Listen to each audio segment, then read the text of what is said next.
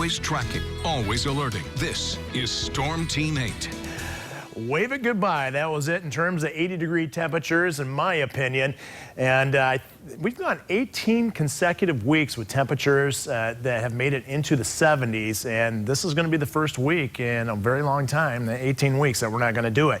Not only that, but we're going to add on to the rainfall. We're all in a deficit in the primary metropolitan cities of Southwest Michigan, running that deficit even up to 2 inches in the Holland area. But we're going to make a little bit of a dent in it, as you can see on Storm Track Live radar. We have rain out there, and it's going to continue on and off right on through the rest of the afternoon. Here's a 1-hour loop out there, and just one of those afternoons, you're going to want the umbrella and the rain jacket as you head out. It's been a while since we had to use them. Kind of have to blow the dust off them, I suppose. You could see not one, but 2 cold fronts. And doing the forecast this morning, if you take today all the way through Friday, no less than 4 cold fronts are projected to move through. Obviously, that's going to bring some cool air in across the region. That has already happened. Here's a live view, Grand Rapids, East Beltline, Calvin College. You can see a little splash of color here and there, and that will certainly expand in the next week or two.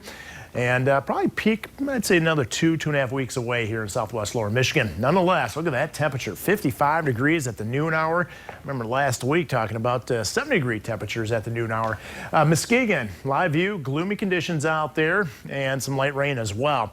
Here's a broad look at those temperatures. You'll be able to see general 50s out there. Where's the warmth gone? Well, that's being pushed well off to the east, and eventually even Cleveland, Buffalo areas, they're going to feel the cold that we are as well. How much colder? In the past 24 hours, about 17 degrees colder than yesterday at the same time.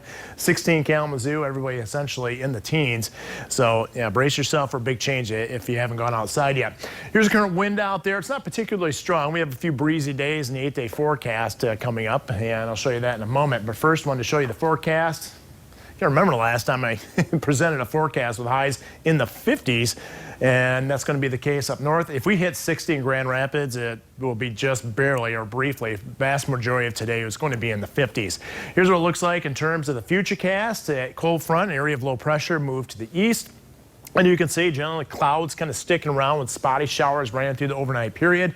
Lake enhanced, if you will. That's how cool this air mass is. And you'll be able to see a little trough moving in for tomorrow, enhancing some of those showers in. Yes, yet another cold front taking aim and will move through on Wednesday. It's a pretty strong cold front, and we could even generate a thunder shower out of that in the Wednesday time frame. And look at all these icons showing the rain out there. There isn't a single day in the 8-day forecast that that we don't at least have a chance of rain. Those temperatures, as I mentioned, yeah, not even close to 70 every single day. Actually, the warmest temperature in the 8-day forecast is 62 degrees. And we even get cooler later in the week with highs Friday, Saturday, and Sunday, likely only in the lower 50s out there. So that is about as big of a change as you can experience. That's a huge change. Yeah. Find your jacket. I did say it's good napping weather, though. Oh, yeah. For both of I us, agree. I'm jealous. Silver lining.